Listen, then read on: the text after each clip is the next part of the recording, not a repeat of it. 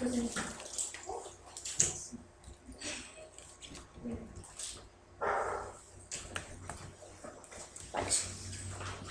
Bom, continuando o nosso estudo. Quem lembra que a gente falou no último? Eu lembro. Exatamente. Isso que eu ia falar. Muito bem. Hoje é? Hoje é 15. O sexto. Então, continuando o tema dos 10 mandamentos, a gente vai falar um pouquinho sobre o sexto mandamento. Quem sabe qual é o sexto mandamento? Elaine. O que diz o sexto mandamento? Não.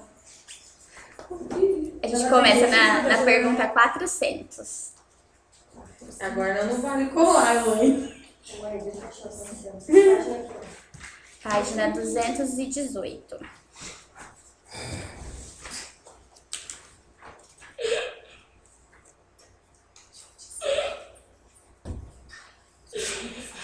Qual que é o sexto? Muito bem. Agora você nunca mais vai esquecer, mãe. Qual é o sexto mandamento? A gente vai começar a nossa reflexão com a leitura de Gênesis 2, do 18 ao 24. Gênesis 2, do 18 ao 24. Do 18 ao 24.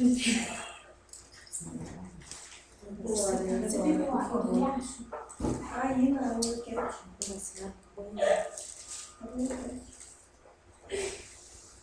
Pode? Disse mais o Senhor Deus: não é bom que o homem esteja só. Farei uma ajudadora que lhe seja idônea. Da terra formou, pois o Senhor Deus todos os animais do campo e todas as aves do céu e os trouxe ao homem, para ver como lhes chamaria. E tudo que o homem chamou a todo ser vivente, isso foi o seu nome. Assim o homem deu nomes a todos os animais domésticos, às aves do céu e a todos os animais do campo. Mas para o homem não se achava ajudadora idônea. Então o Senhor Deus fez cair um sono pesado sobre o homem, e este adormeceu. Tomou-lhe então uma das costelas, e fechou a carne em seu lugar. E da costela que o Senhor Deus lhe tomara, formou a mulher e a trouxe ao homem. Então disse o homem: esta é agora osso dos meus ossos, e carne da minha carne. Ela será chamada varoa, porquanto do varão foi tomada. Portanto, deixará o homem a seu pai e sua mãe, e unir-se à sua mulher, e serão uma só carne. Aqui no cantinho da página do Enquete, fala um pouquinho dessa situação. Ele fala assim, encurta um pouquinho e explica, né, essa passagem. Não é bom que o homem esteja só. Vou dar-lhe um auxiliar semelhante a ele. Por isso, o homem deixa pai e mãe e une-se à sua mulher, e os dois tornam-se uma só carne. Esse trecho geralmente coloca-se muito em convite de casamento, se vê bastante em homenagens para casais. Então, por que será que a gente começa falando do sexto mandamento, não cometerás adultério, falando diretamente dessa passagem? Alguém chuta? Porque o matrimônio Muito envolvido geral. Isso mesmo. Essa toda a passagem fala do surgimento, né, da mulher, da importância dela, de como ela surgiu. E esse sexto mandamento, não cometerás adultério, está envolvido tudo, né? O homem, a mulher, o sexo, a castidade, tudo que envolve isso. Então não é somente o adultério. O sexto mandamento não se resume a só isso, a não trair, mas sim a tudo aquilo que envolve isso. Então diretamente está ligado ao homem e mulher. Então a gente começa lá na pergunta 400. Você pode ler, Everton? O que significa dizer que o ser humano é um ser sexual? Deus criou o ser humano como homem e mulher. Ele o fez um para o outro e para o amor.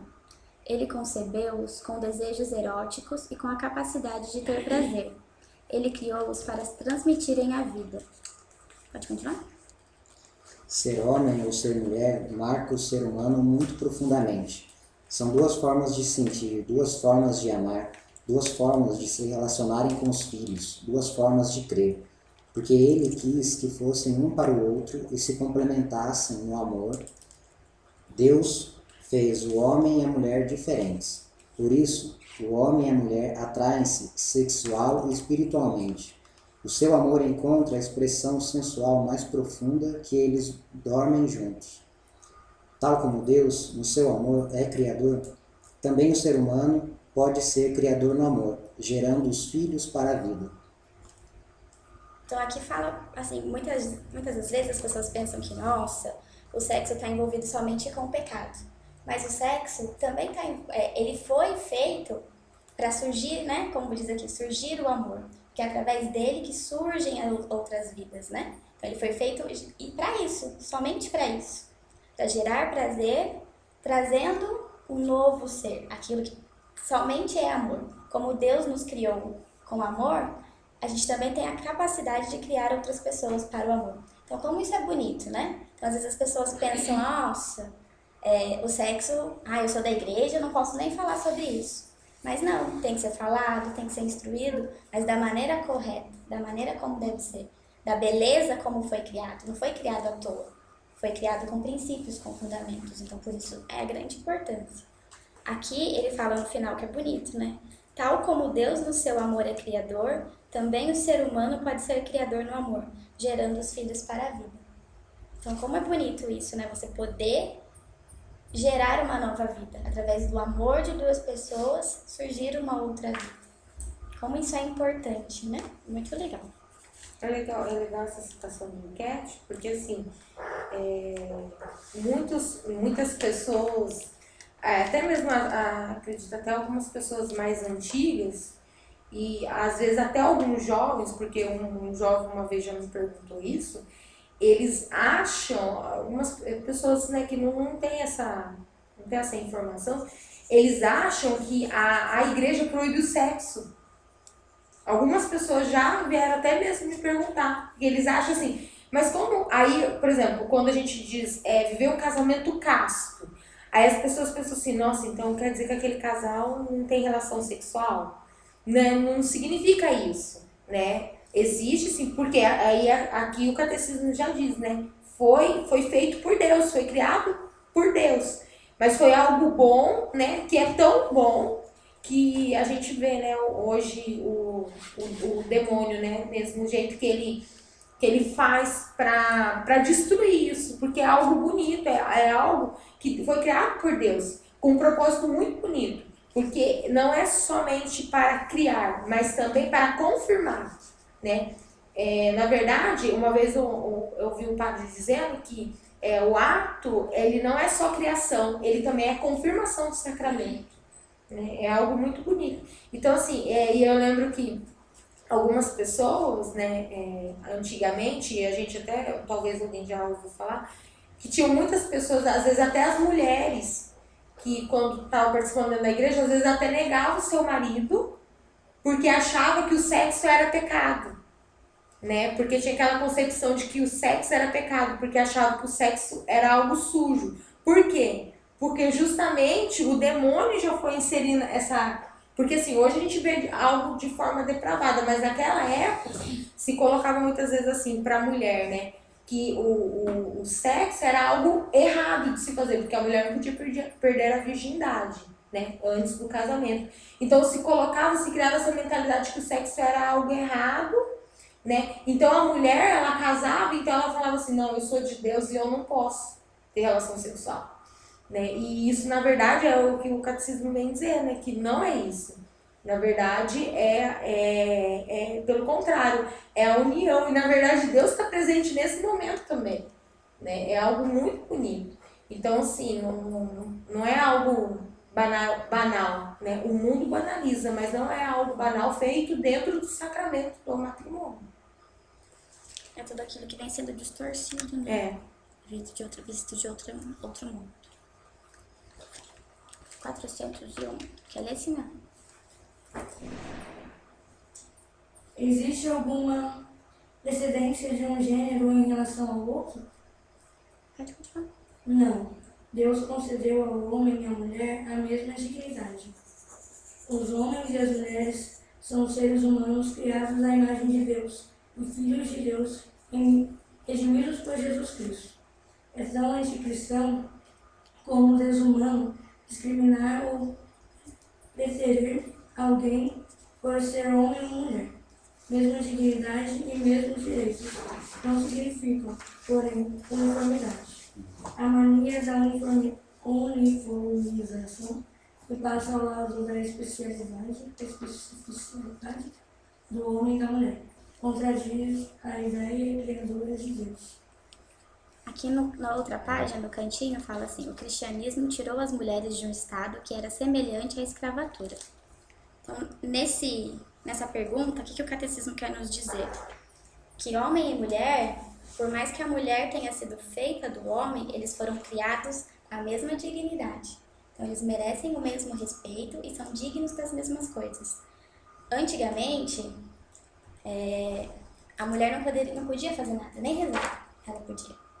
Então, o cristianismo tem uma importância muito grande na história a partir disso. Porque ele trouxe a mulher e colocou do lado do homem. Não na frente, não atrás, mas simplesmente do lado. Mostrando que os dois merecem estar juntos e são dignos da mesma importância. Então, a gente encontra passagens falando, nunca desmerecendo a mulher, sempre de importância. Quão importante não foi Maria para a história? Quão importante não foi tudo que aconteceu? Quantas mulheres não fizeram a sua grande importância na história?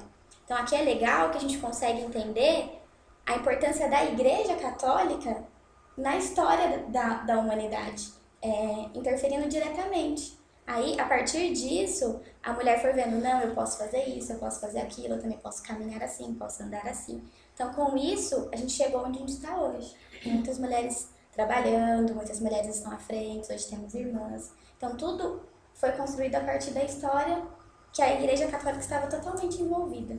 Então, quão rica é a nossa igreja, né? Quão rica e a gente conhecendo, sabendo da importância, a gente consegue, eu acho que, amar mais, estar mais a fundo. Porque a gente sabe que isso do que a gente vive hoje depende do que aconteceu no passado. Depende diretamente disso. Já pensou se a gente não pudesse estar aqui reunido hoje, somente homens? Já pensou de quanta coisa a gente poderia ser privado? Porque a mulher antigamente era feita só para cuidar da casa, cuidar dos filhos. Isso era uma boa mulher, uma excelente mulher. Então, hoje em dia, já se pode ver. Então, aqui, como ele fala aqui, Deus concedeu ao homem e à mulher a mesma dignidade. Então, eles são dignos de tudo. Então, ela também pode rezar, ela também pode fazer tudo, e o homem também. Nunca desmerecer ao outro. Mas, só um parênteses, que essa realidade ainda hoje precisa ser quebrada, né? A gente percebe assim, como, vou falar no meio profissional, um exemplo. Um profissional de uma mesma especialidade, homem e mulher, é muito triste, mas é verdade que o salário é diferente. Então a gente percebe assim, não é tão gritante como na época de Jesus, que de fato a mulher nem rosto poderia demonstrar, mas hoje ela sabe e de qualquer forma, de algum jeito, ela sofre, né? Então, no caso, eu abro esse parênteses no sentido assim, é bom tomar cuidado, porque mesmo na igreja, às vezes a gente começa a criar certas manias que leva a viver isso, né? Não da mesma forma, mas de algum jeito acaba tendo esse... Porque acaba colocando o homem, talvez até mulher, né? Mas essa igualdade é própria da criação. Né?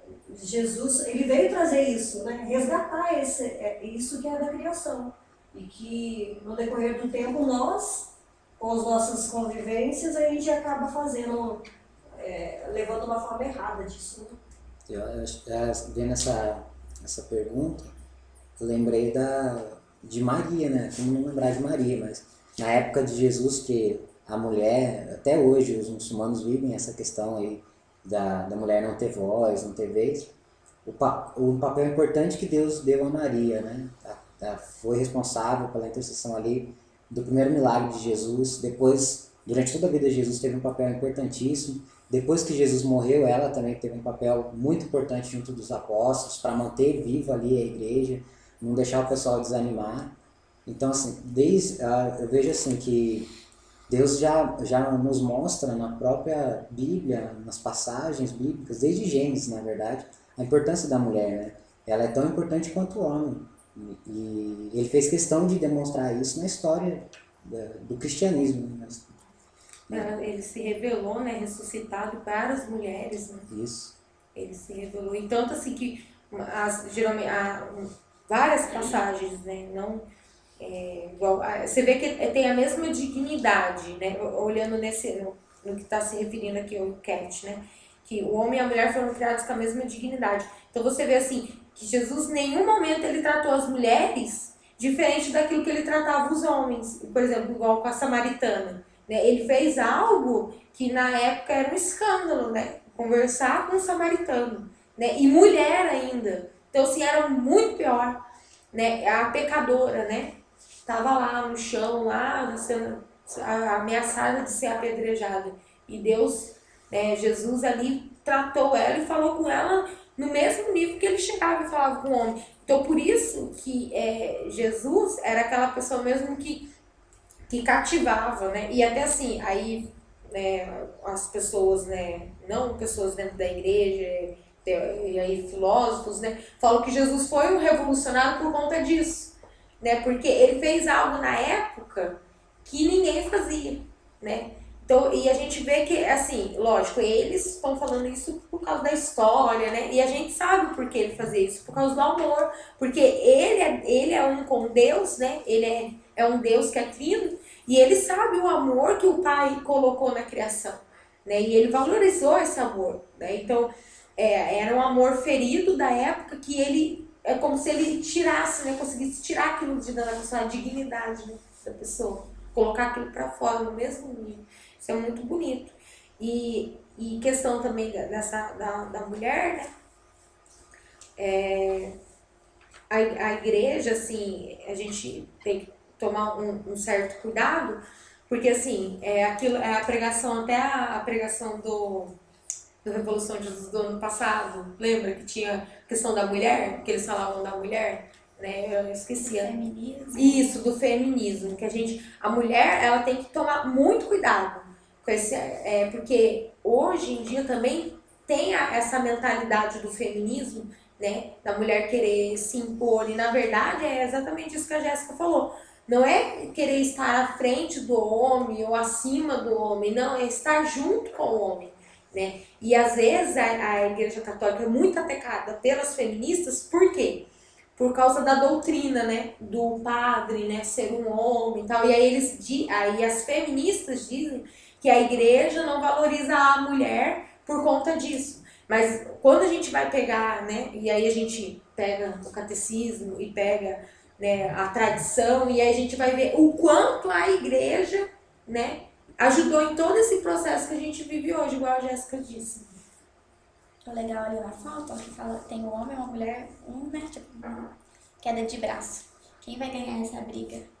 Então, hoje em dia, a mulher cresceu tanto que, às vezes, ela pensa, eu posso ser mais forte que o homem. Eu posso fazer isso. Hoje em dia, tem muitas mulheres que são mães sem ter um parceiro, né? Procuram outros recursos. Então, as coisas também são distorcidas, né? São voltadas para o outro lado. Até quão bom é o crescimento de uma coisa que também acaba distorcendo, né? Então, a gente tem que tomar muito cuidado com isso. Será que até onde eu posso ir? Será que até onde é a missão de Deus?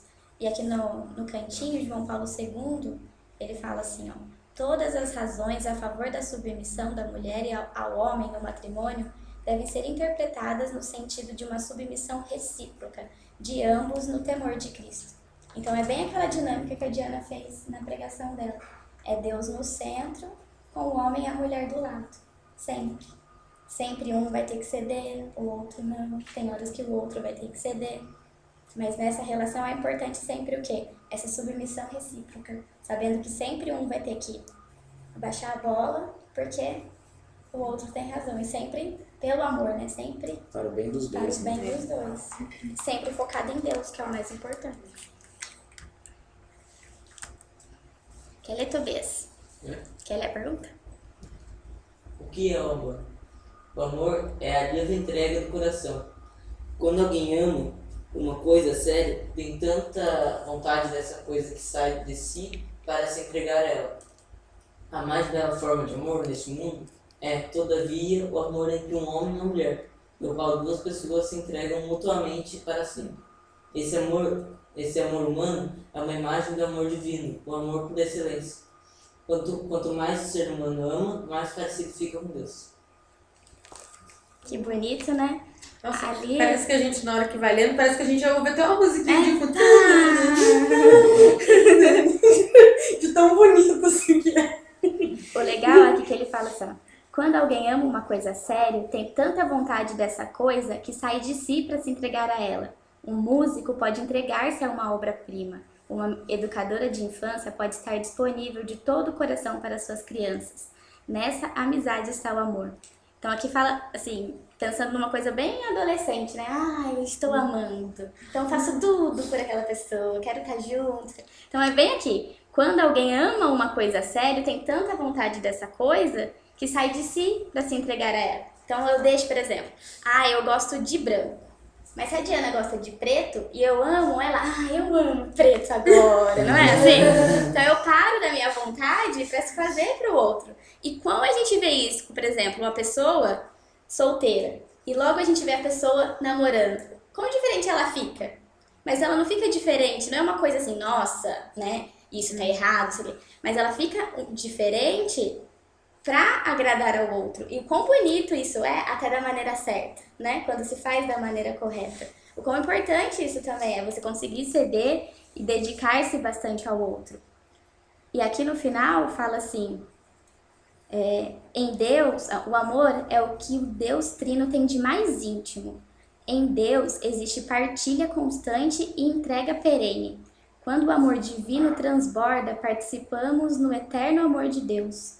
Quanto mais o ser humano ama, mais parecido fica com Deus. Então pensa, quanto mais eu amo, mais parecido com Deus eu fico. Por quê? Deus é amor. Tem outra melhor definição? Ele nos amou tanto que nos deu seu filho para morrer, para sofrer por nós. Então, será que eu tenho que mudar em alguma coisa? Nossa, tem acontecendo uma coisa na minha vida, mas eu não gosto de fulano. Será que isso está me deixando mais próximo de Deus? Será que isso se refere somente para aquela pessoa que eu tenho que casar ou namorar?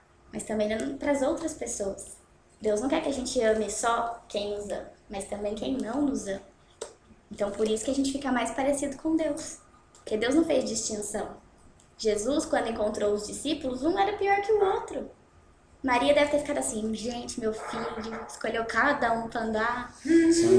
Nossa Senhora! E em nenhum momento Jesus olhou por esse lado. Ele sempre via que lá no final, por mais que a pessoa quebrasse a cara, ele ia dobrar o coração. Então, quão bonito é você conseguir enxergar isso no outro.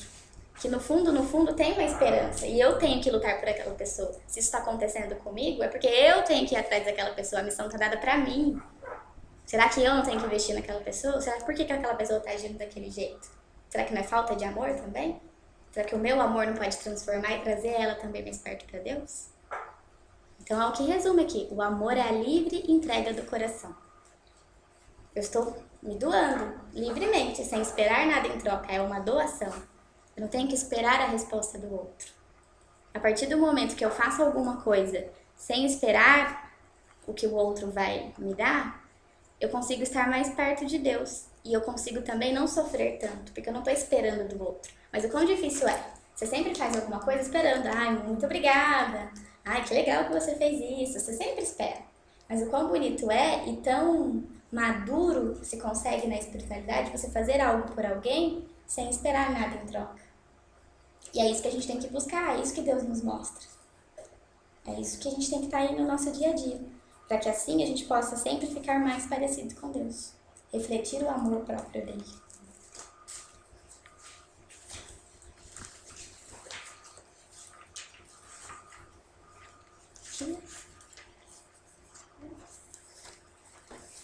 Que relação tem a sexualidade com o amor? A sexualidade e o amor estão inseparavelmente unidos. O encontro sexual necessita de um contexto de amor fiel e sério. Quando a sexualidade é separada do amor e se procura apenas para satisfação física, é destruído o sentido da união sexual entre o homem e a mulher. A fusão sexual é a mais bela expressão corporal e sensual do amor.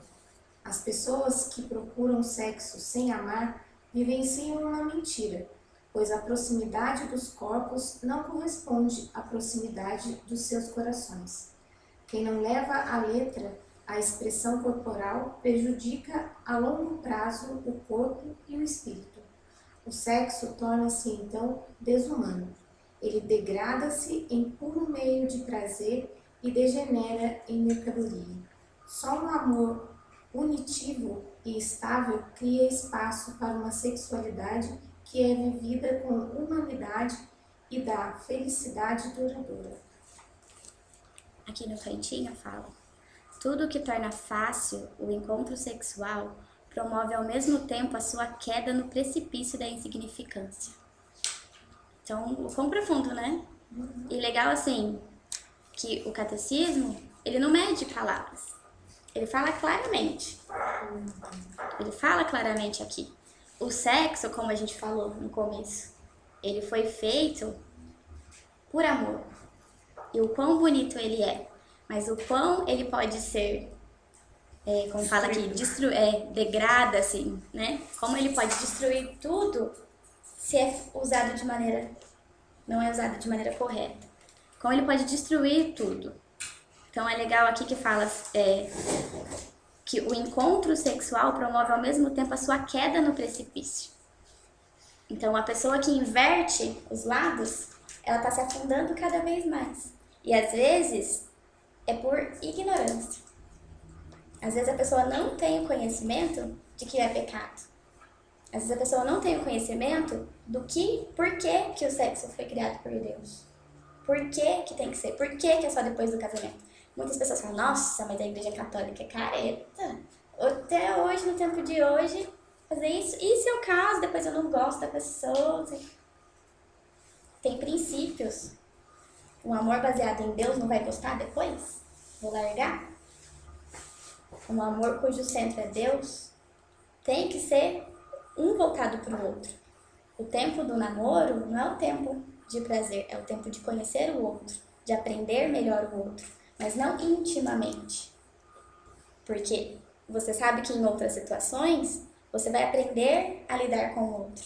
E você não está ligado só na carne, mas também no espiritual, no emocional, sabe como a pessoa vai se comportar. Então, utilizar esse tempo, quão bonito é, para aprender mais do outro. Não intimamente, mas crescer junto, poder andar junto, e não ir, como diz, nesse precipício e afundar cada vez mais. Então, a partir de que o sexo foi utilizado antes do casamento, quantas coisas ruins não trouxe para a humanidade? Quantas famílias são destruídas, quantos jovens acabam usando drogas, quantos jovens acabam morrendo por aí, quantas pessoas invertem as coisas. Então, como fala, a família, ela é o maior investimento, assim, tem que ser investida. Então, quando a família não vai bem, a sociedade não vai bem, nada vai bem. Então, quando isso aqui começa a entrar antes, também você está afundando cada vez mais no precipício. Você está deixando a oportunidade de conhecer o outro melhor, né? E assim deixar pro tempo certo acontecer. Como fala, é muito bonito e pode trazer muita felicidade, como diz aqui, e dá a felicidade duradoura no final. Essa felicidade duradoura que eu tenho que buscar, não a felicidade do momento, a alegria do momento, o prazer do momento. E o quão importante é a gente, como jovem, falar sobre isso. Não ter receio disso. Antigamente, não era comum as pessoas falarem de sexo na igreja. Por simples... Foi crescendo. A mulher não podia falar, então não se era comentado. O homem e a mulher que eram casados, antigamente não se comentava sobre isso. Muitas mulheres chegavam no dia do casamento sem saber o que ia acontecer antes. Então é coisa que vem da história. E hoje a gente tem tanto conhecimento, tem meio de buscar tudo, a gente tem que divulgar. Porque mesmo com tanto conhecimento assim, muitas pessoas ainda não sabem disso. Muitas pessoas ainda não sabem o porquê, não vão lá no fundo. Acabam fazendo por fazer. E aí tá a nossa missão, a nossa responsabilidade de falar. E é uma questão até espiritual mesmo, porque assim, quando eu lembro até da Andressa e do William, a Helene conheceu. Uma vez eles estavam partilhando com a gente, né, que eles vieram junto para a comunidade e eles já eram um casal de namorados. E aí quando eles entraram para a comunidade, eles começaram a viver a castidade. Depois eles casaram. E aí depois que eles casaram, um dia a gente estava conversando só as meninas e ela partilhou. E foi muito legal, porque assim, ela falou assim, ó, porque antes, quando ela namorava, ela teve relação sexual com o William. Mas ela continuou o relacionamento e ela casou com ele. E ela falou assim que parecia que era uma coisa totalmente diferente.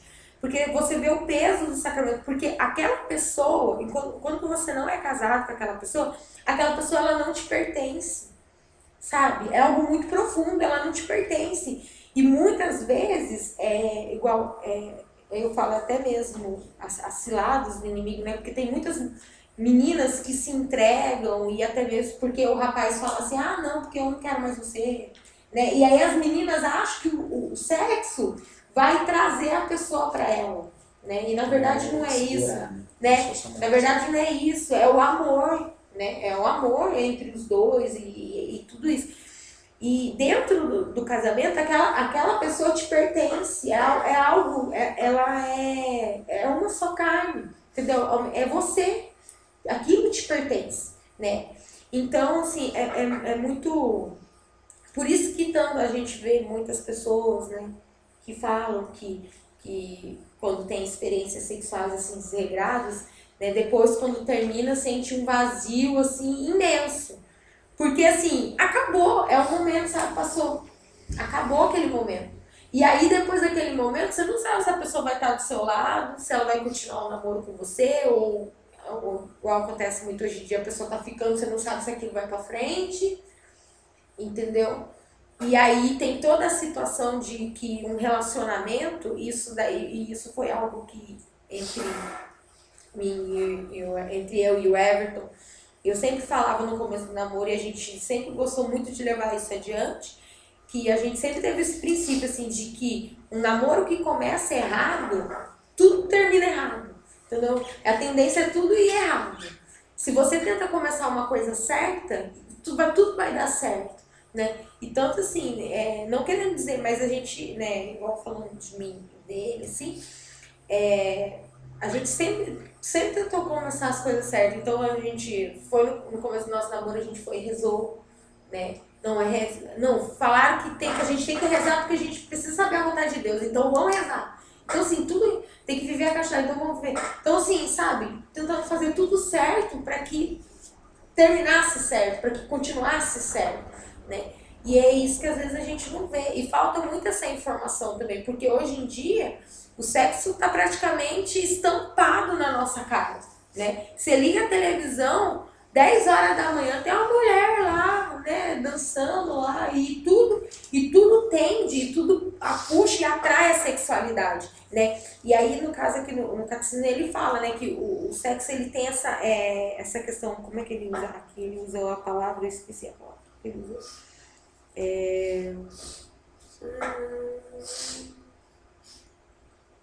Ai, Jesus. Não, ele usou uma questão, ele falou, acho que é questão erótica que ele usou, né? Não sei qual foi a palavra. Aqui, ó. Desejos eróticos. Então, assim, ele tem, o sexo tem isso. Só que aí o que acontece? A astúcia do inimigo é tão grande que ele usa isso para provocar, né? Ele usa para provocar. E muitas vezes, igual, por exemplo, a mulher, ela, se ela vê certo tipo de coisa, ela não tem essa tentação, mas o homem, ele tem, né? Ele tem, e isso vem assolar ele depois, né? Vem assolar, né? Os homens sabem como é a situação, o homem é mais o visual, né? Então, é aquilo que a gente, né, já falou, o homem, questão corporal, né, uma roupa mais escandalosa, e aquilo depois vem assolar. E muitas das vezes as pessoas que estão tentando viver a castidade. Agora você imagina uma pessoa que está lá fora tá nem aí tentando viver a castidade. Então é bem complicado. Assim, eu penso muito assim na minha vida. Eu agradeço muito a Deus por sempre ter sido criada com os princípios da igreja. Então eu cresci sabendo o que era certo e o que era errado, a todo momento baseado nisso. Minha mãe sempre foi catequista, meu pai sempre foi de igreja, então eu cresci nesse meio. Então eu cresci vendo tudo isso. Eu cresci já sabendo o que era certo e o que era errado. Mas quanta gente não tem essa oportunidade? Imagina se eu tivesse nascido em outra família. Eu poderia ser totalmente diferente. Eu poderia estar acontecendo tantas coisas. Por isso a importância da nossa oração, a importância, como eu falei anteriormente, do nosso falar. A importância de expandir a informação. Porque quem sabe a informação é a gente que é responsável por expandir. E o quão a gente tem que agradecer a Deus por tudo aquilo que Ele nos dá, por tudo aquilo que Ele nos proporciona, por tudo aquilo que Ele nos livra, porque isso nada mais que um livramento. E aqui fala uma parte muito legal. As pessoas que procuram sexo sem amar vivenciam uma mentira, pois a proximidade dos corpos não correspondem à proximidade dos seus corações. Então, uma pessoa que tem relação antes do casamento, ela tá ali o carnal, né? Como diz aqui, a proximidade dos corpos. Mas somente no matrimônio ela vai conseguir a proximidade dos corações. Então, como a gente falou assim, quanto mais eu amo, mais próximo de Deus eu estou. Então, imagina nessa experiência, quando o meu coração está próximo de outra pessoa e esses dois corações estão ligados a Deus. O quão bonito isso se torna. O quão isso a gente tem que buscar. Isso é muito legal.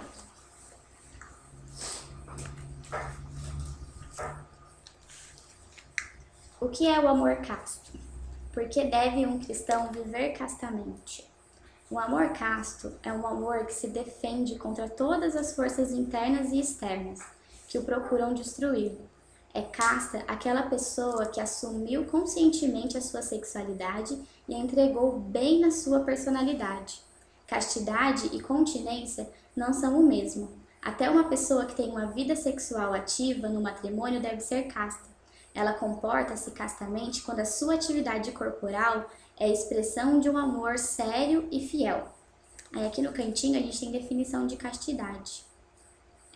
Do latim, né, castitas, pureza e integridade.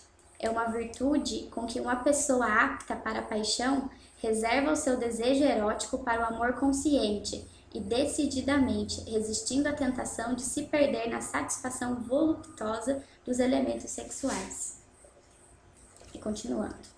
A castidade não deve ser confundida com beatice. Uma pessoa que vive castamente não é um joguete dos seus desejos, mas vive conscientemente a sua sexualidade, pelo amor e como expressão desse amor. A falta de castidade enfraquece o amor e obscurece o seu sentido. A Igreja Católica defende o princípio ecológico, isto é, totalizante da sexualidade. Primeiro, contém o desejo sexual, que é algo bom e belo. Segundo, o amor pessoal. Terceiro, a vitalidade, ou seja, abertura aos filhos. E tal como a cerveja é feita de lúpulo, malte e água que sabem bastante mal separados e bastante bem juntos, a Igreja Católica defende que aqueles três aspectos são indissociáveis, quando na verdade um homem tem uma mulher para o prazer sexual, uma segunda para o romantismo e uma terceira para ter filhos, ele instrumentaliza todas as três e não ama realmente nenhuma. Então é usar o outro como objeto, usar o outro só para satisfazer o meu prazer. Então, como ele diz aqui, um homem usa uma mulher para ter prazer, ele é romântico com outra ele quer ter filhos. Então, ele está o quê? Instrumentalizando aquilo. E realmente ele não ama nenhum, não sabe verdadeiramente o significado. E aqui é legal que fala aqui bem bonito. A falta de castidade enfraquece o amor e obscurece o seu sentido. Então, quanto mais eu amo, mais perto de Deus eu tô, se eu tô faltando com a castidade, eu tô enfraquecendo o meu amor. Então, eu não estou próximo de Deus, eu estou ao contrário. Estou afastado de Deus. Então, isso é bem legal, né? Eu não sei se vocês têm a mesma visão que eu, mas assim, vou fazer um paralelo. Antigamente eu falava muito assim, o que é um amor castro. Eu aprendi aqui que é casto. Não sei se vocês perceberam. É casto, tudo castamente, porque vem da palavra castar.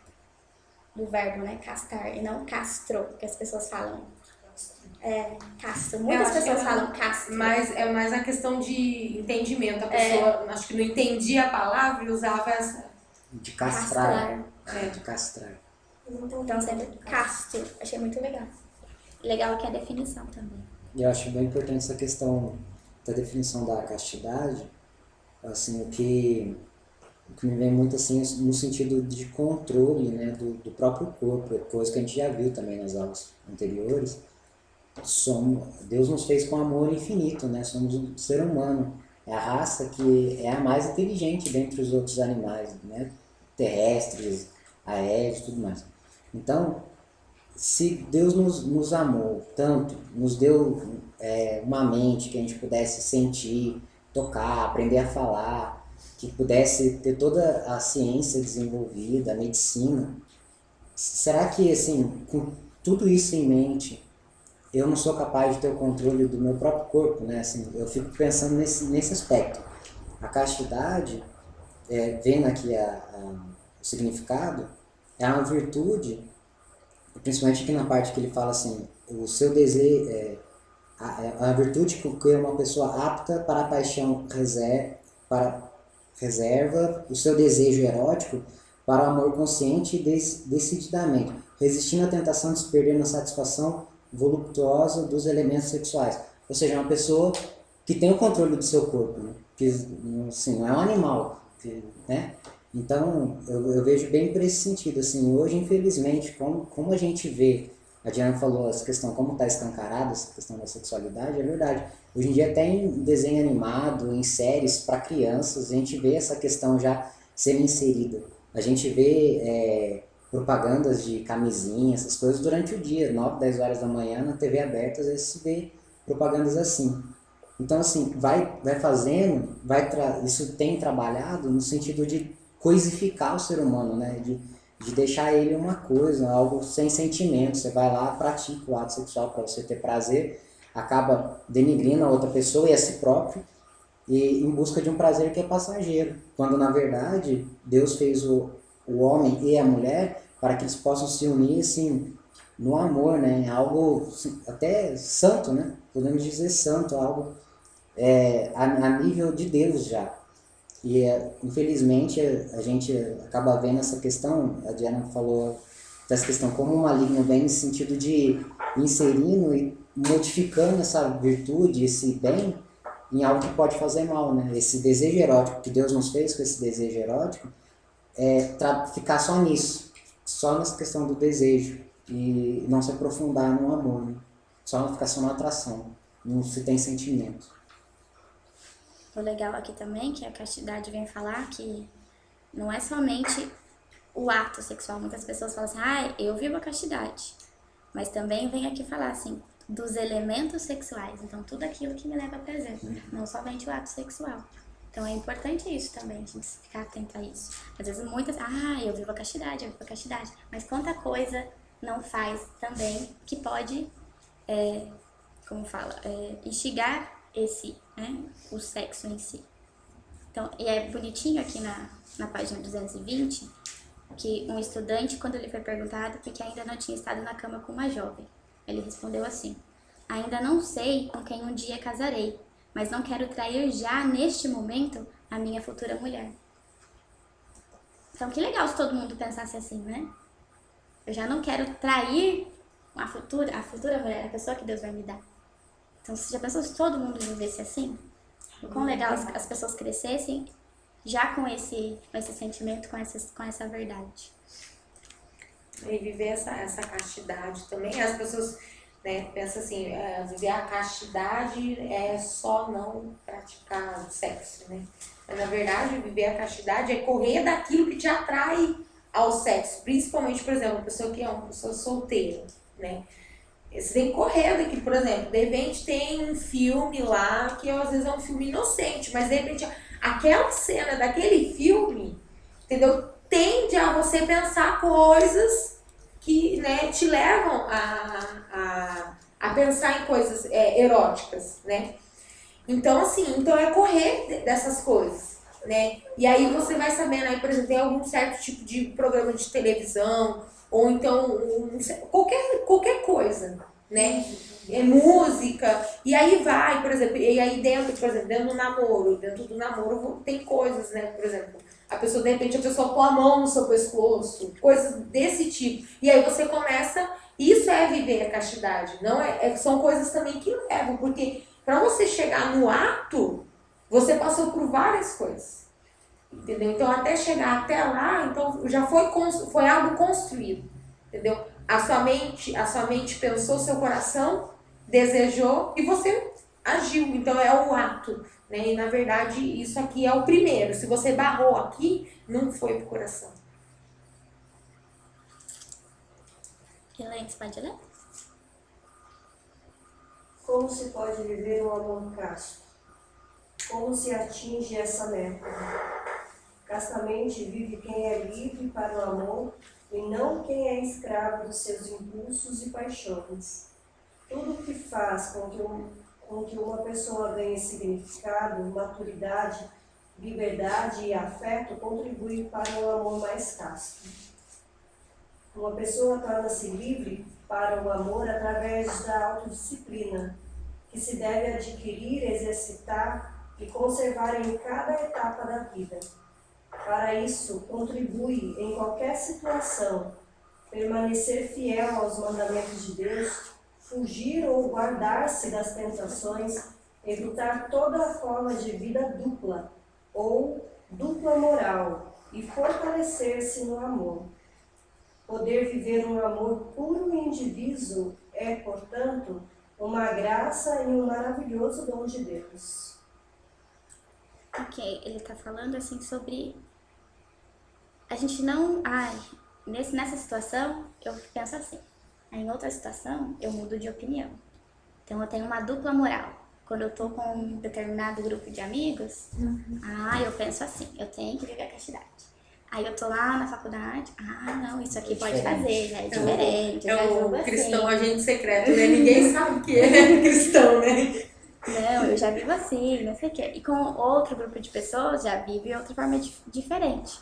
Então aqui ele vem falar pra gente que a gente tem que viver um amor puro e indiviso. Então que o amor é individual. É, portanto, uma graça e um maravilhoso dom de Deus. Então tem que viver aquele amor que não tem, não tem outros significados em outros lugares. Ele é um só, como diz aqui. E eu tenho que buscar isso.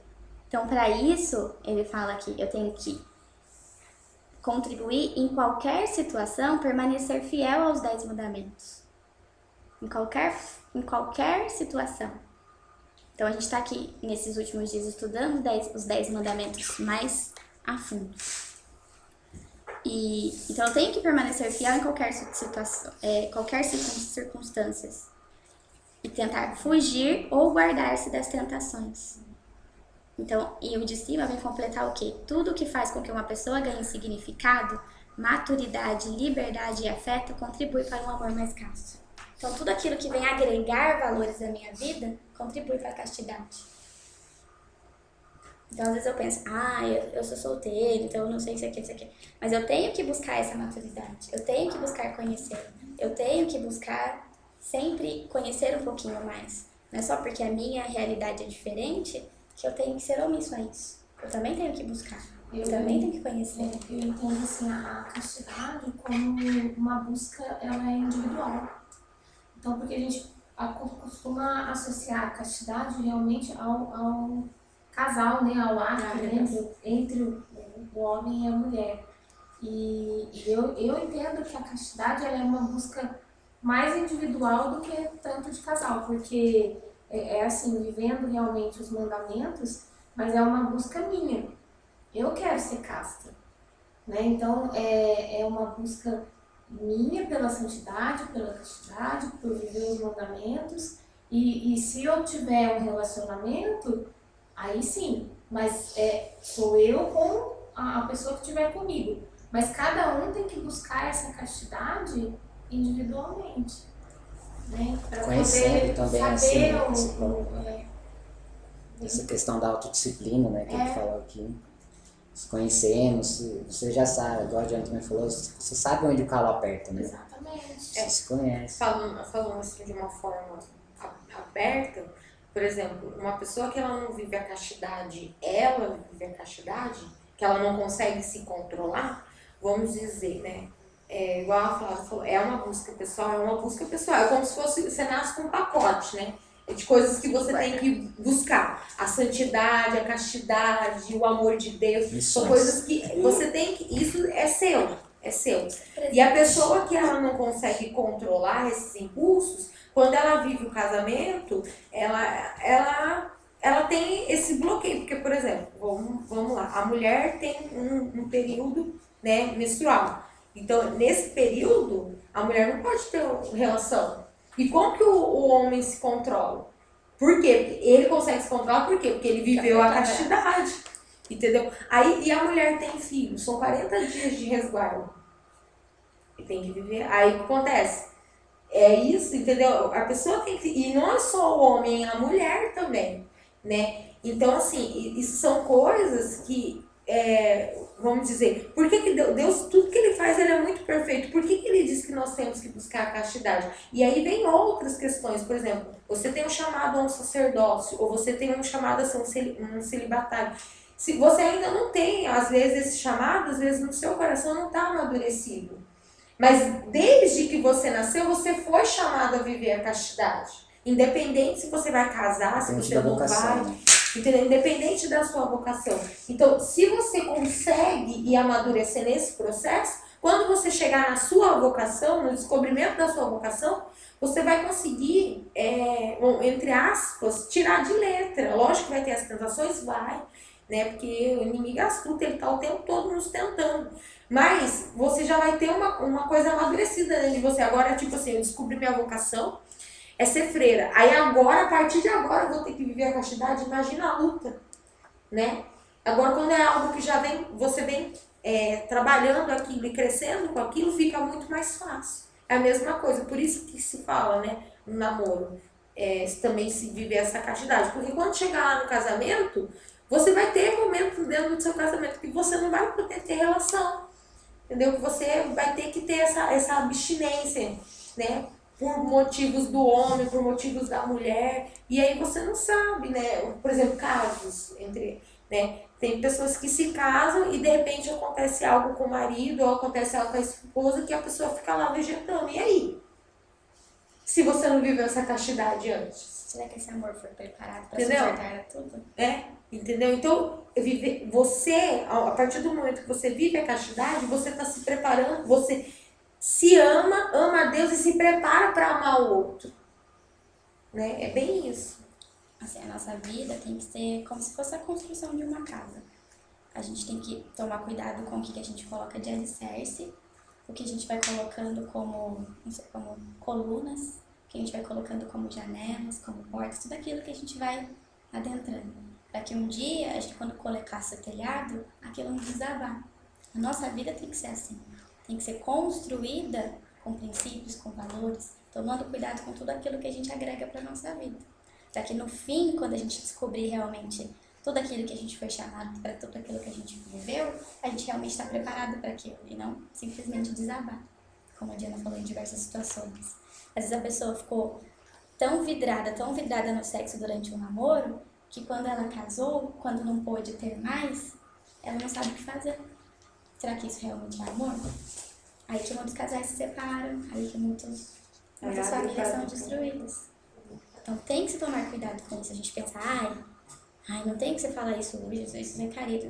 Não, mas tem que ser falado, tem que ser dito. Porque tá atingindo diretamente a família. E quando atinge a família, mexe com todos. Porque quando desestrutura uma, tem a capacidade de desestruturar várias. É a influência que cada um tem sobre o outro, né?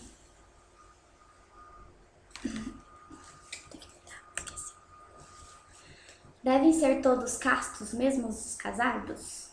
Sim, cada cristão deve viver castamente o seu amor, seja jovem ou adulto, seja solteiro ou casado. Nem todas as pessoas estão vocacionadas para o casamento, mas todas estão vocacionadas para o amor. Somos chamados a doar a nossa vida, uns no casamento, outros no celibato voluntário por causa do reino dos céus, outros vivendo sós e estando disponíveis para os outros. Toda a vida encontra o seu sentido no amor. Ser casto significa amar sem reservas. Quem não é casto está dilacerado e não é livre. Quem ama verdadeiramente é livre, forte e bom. Ele pode entregar-se no amor. Assim, Cristo, que se entregou totalmente ao Pai do céu por nós, é um exemplo de castidade, porque é o arquétipo isso, do amor forte. Então, olha que bonito, né? Assim, Cristo que se entregou totalmente ao Pai dos céus por nós é um exemplo de castidade. Porque ele é arquétipo do amor forte. Que bonito isso, né? Então, assim, ele é o arquétipo, o exemplo, né? O primeiro exemplo, o maior exemplo. Então, se alguém perguntar pra você, qual é o primeiro exemplo de castidade? Foi Jesus Cristo. Porque ele se doou totalmente, né? Fala do amor forte, o amor sem reservas. Então, quão bonito isso. No começo, a gente falou aqui que Jesus criou o sexo com desejos eróticos e com a capacidade de ter prazer. Então, muitos hormônios estão envolvidos, tudo aquilo que gera prazer, tudo aquilo que não pode mexer com o seu corpo, né? Então, quando eu fico... É fácil eu ficar o quê? Viciado nisso. Por quê? Tá diretamente relacionado com esses hormônios, tá diretamente relacionado com tudo que mexe com você. Então, ele tem uma capacidade de como fala, remexer mesmo com você. Remexer tudo, porque liga tudo, tá ligado com tudo. E Deus fez isso por outro sentido, não pra isso, como foi falado aqui. Pra geralmente a gente conseguir ter amor, gerar o amor, dar frutos, né? Então, quando a gente tem a certeza disso, a gente tem a certeza de que todo mundo deve ter casto como assim, independentemente da vocação. Então, aqui ele fala bastante das vocações, como a gente comentou ontem no grupo.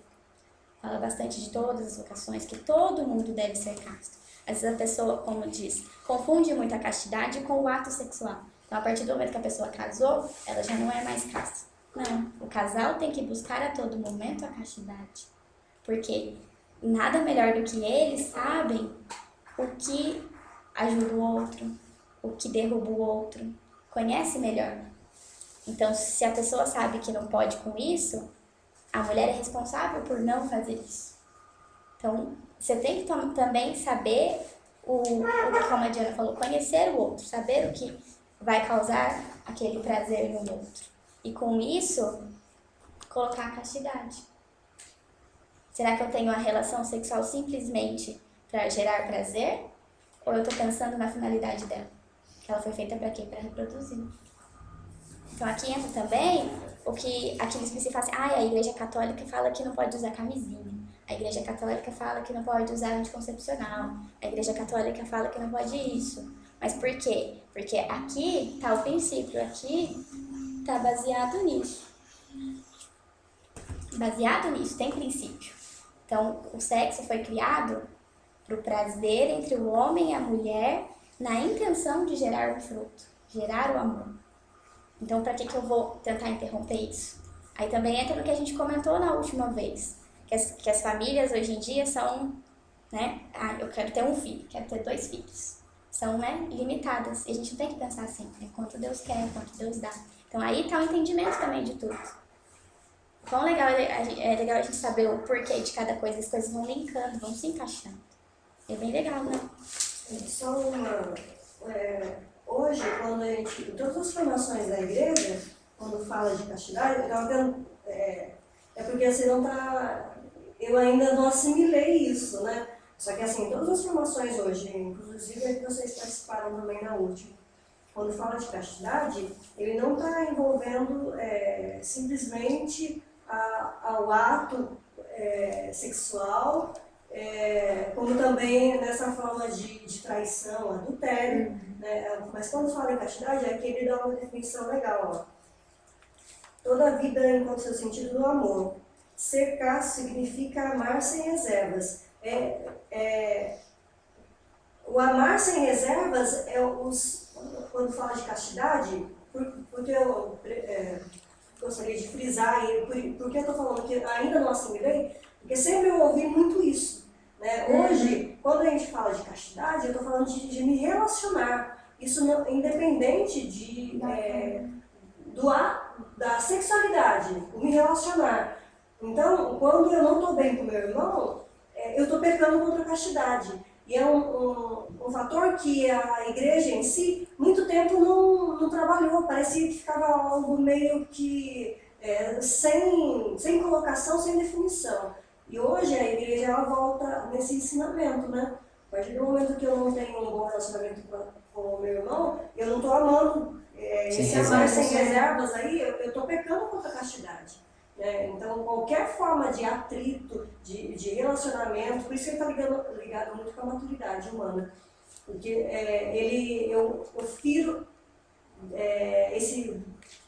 a castidade. Ou então naquela amizade por interesse, né? Que eu não me entrego a pessoa, né? Eu sou amigo dela até certo ponto. Se ela começar a pedir muito, pra mim eu já me afasto. Eu sou amigo até eu conseguir tal coisa. Depois eu vou me afastando. Existem muitas vezes as pessoas se aproximam por interesse das outras, né?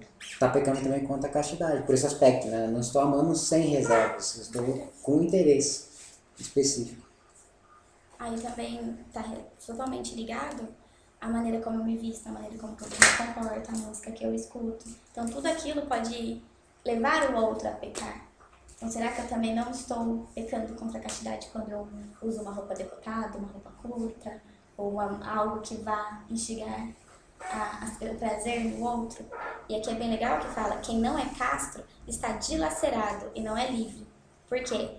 Quando a gente peca contra a castidade, a gente está buscando o prazer em outras coisas. Então eu estou viciada naquilo. É um vício, você se prende naquilo. Então é uma coisa livre. Então a partir do momento que eu tenho conhecimento disso e vivo a castidade, eu sou livre, porque eu posso fazer a escolha. Eu sei o que é o certo e o que é o errado. Eu posso estar a todo momento, eu sou livre para decidir. Então por isso que fala, a Igreja Católica, ela diz muito não. Mas a todo momento a gente é livre. Livre no sentido de que eu sei de tudo isso e por isso eu escolho isso. E não o contrário. E é fácil você ver quando você não está vivendo a castidade, porque o pecado, ele aprisiona, né? Ele agarra você e você tenta fugir dele e você não consegue. Você viu isso, você já sabe que você não está vivendo a castidade. Porque aquilo te prendeu, aquilo te amarrou, então você não está vivendo aquilo. Livre, total, fiel. Freedom Far. Sinara, olha. Por que razão a igreja é contra as relações sexuais antes do matrimônio? Porque ela quer proteger o amor. Uma pessoa não pode doar nada maior a outra do que a si mesma. Eu te amo significa para ambos que quero somente você, quero você somente, quero você para sempre. Porque assim é. Não se pode dizer eu te amo apenas por um período de tempo ou por uma prova, mesmo que seja apenas com o corpo. Muitos pensam que vivam seriamente as suas relações pré-matrimoniais e, no entanto, confrontam-se com dois elementos incompatíveis com o amor, a exit option e o medo de engravidar. Porque o amor é tão grande, tão santo e tão único, a igreja pede insistentemente aos jovens que esperem pelo casamento para assumirem totalmente o relacionamento sexual. Então aqui vem falar a pessoa tá namorando uma semana, eu te amo, você é o amor da minha vida. E ama pra todo lado. É amor, Isso, é amor. E quero ficar perto de você. A minha vida... Aí termina, a minha vida acabou. Eu não vou amar mais ninguém. Aí passa 2 semanas, eu te amo, outra pessoa. Então, como assim? Entender o significado do amor e não ficar falando, eu te amo, à toa, né? Aqui vem falar muito isso. Eu tenho que saber da noção. Porque não posso falar assim, eu te amo por apenas um período de tempo. Eu te amo quando você tá fazendo as coisas pra mim. Aí você começou a fazer coisas que eu não gosto, eu não te amo mais. Tchau. O meu amor acabou.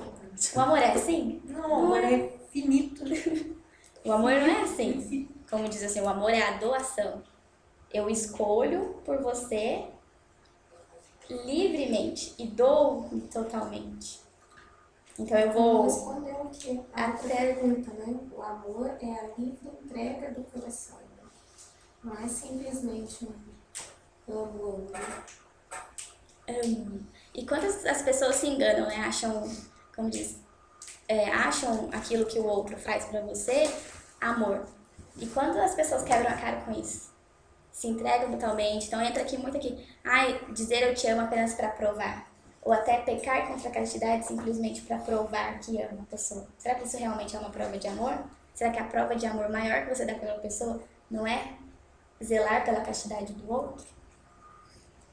É amar o que é, né? Não o que faz, né? Eu não amo o outro pelo que ele faz, mas pelo que ele é, o que ele representa. A partir do outro não é um objeto, né? É. E é legal aqui que fala assim, a igreja pede insistentemente. Porque a igreja sabe que é isso que acaba, assim como fala, é isso que destrói totalmente a família. Aí que tá a raiz do problema. Então se a igreja pede insistentemente aos jovens que esperem pelo casamento para assumirem um relacionamento sexual, porque ela sabe que aí tá o problema. Ela sabe que aí vai causar outras coisas. Aí tá o maior erro. Na verdade, aí tá o principal erro, mas assim, se você for ver mais a fundo, acho que o erro ainda é pior do que isso ainda. Porque eu acho que o erro maior tá no não saber o que é o amor verdadeiro. O que é amor. Não tô dizendo só entre o homem e a mulher. É o amor mesmo, esse amor sem reservas. Porque esse amor que nos aproxima de Deus hoje, ele não é tão bem compreendido, né? Porque hoje a palavra amor, ela tá em tudo quanto é lugar. Você vê em letra de música, você vê em tudo quanto é lugar. Agora, quem realmente entende o que é realmente o amor, é difícil. Porque ele é tão falado, tão vivido, né, entre aspas, pelas pessoas. Tão cantado, tão assim, que amor, fala amor, parece que assim, né, você acha ali em qualquer esquina, né? Mas não, se você for, como a Jéssica falou, a gente tem praticamente a obrigação realmente de falar sobre isso, porque a gente tem nas mãos o conhecimento, tem não só o conhecimento, a gente sente e sabe qual que é o verdadeiro amor. Por quê? Porque a gente já teve um encontro com o verdadeiro amor. Então a gente sabe de onde ele vem, sabe como ele é e sabe como é o verdadeiro amor. Então, desse verdadeiro amor que nasce, né, que vem de Deus pra gente, e a gente consegue entender isso, eu vou transmitir isso pro meu irmão. Seja pro meu marido, futuro marido, ou pro meu irmão de comunidade, ou na minha família, ou pro, sei lá, ou no meu trabalho. Se eu consigo transmitir isso, já fica mais compreensível de entender essa parte que é essa sexualidade que é vivida desregrada.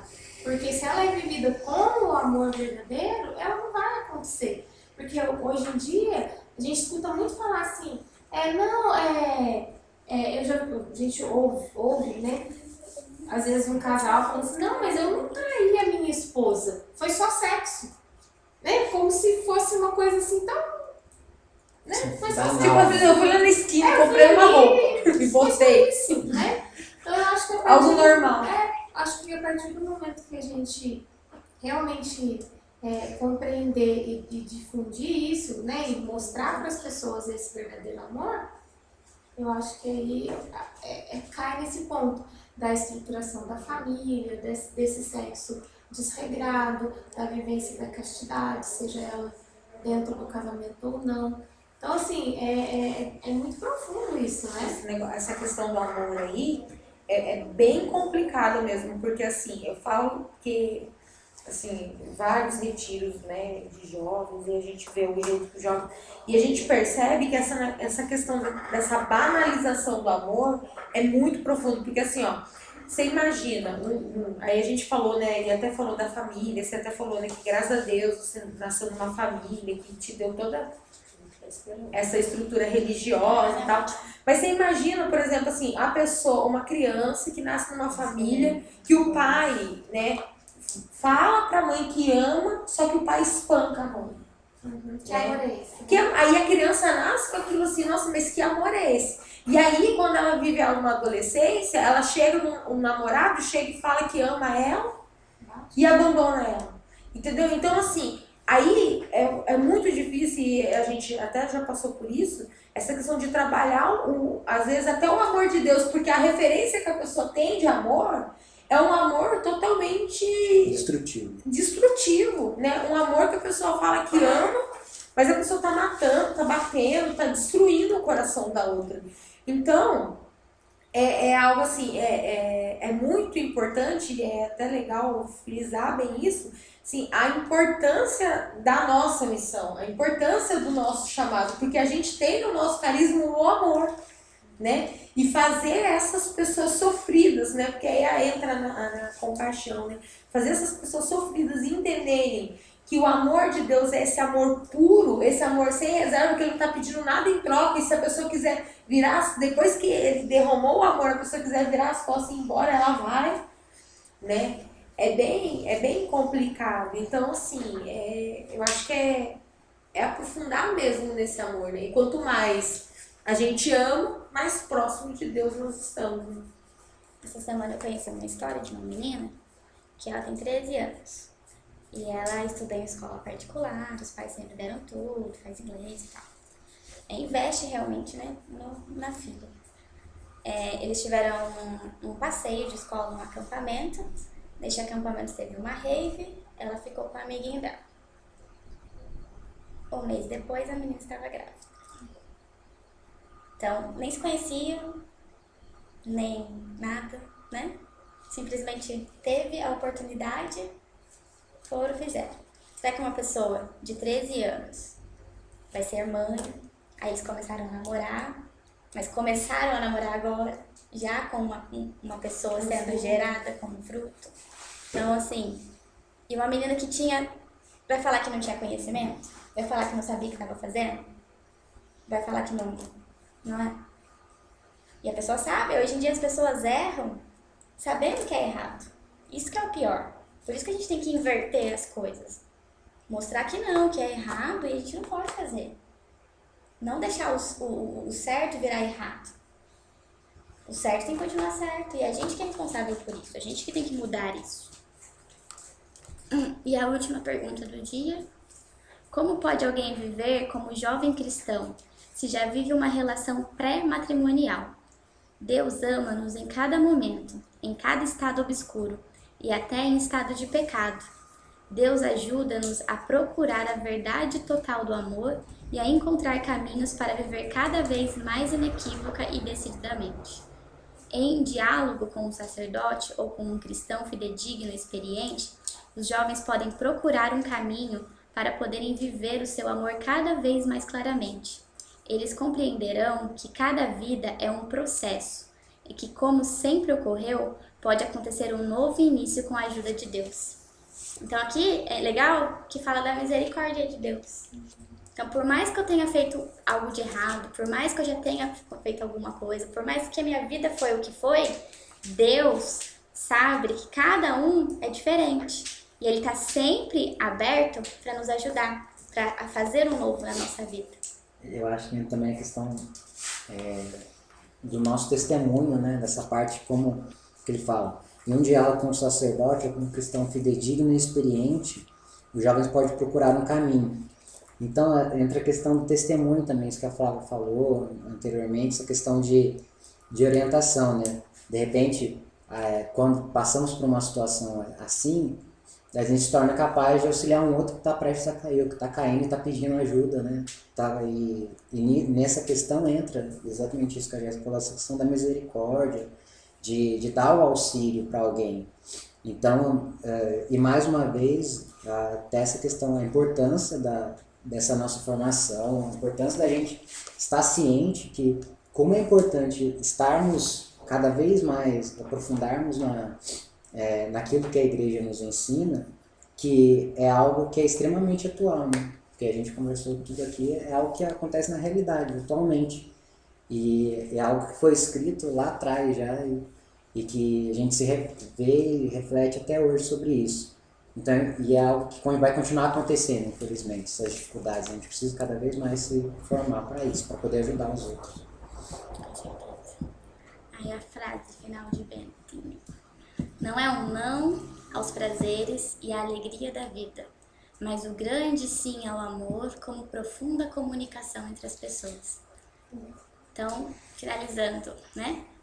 O amor, o quão importante é o amor. E aqui tem, no finzinho ele fala, né? Os jovens querem coisas grandes. Cristo não nos prometeu uma vida confortável. Quem deseja as comodidades, como ele errou na direção. Mas ele mostra-nos o caminho rumo às coisas grandes, ao bem, rumo à vida humana autêntica. Então eu não fui criado para coisas pequenas, eu fui criado para o grande. Deus é grande. Então eu vou buscar coisas pequenas? Não. Então por isso que eu tenho que sempre estar buscando o amor verdadeiro. O amor sem reservas, o amor sem limite. Amém?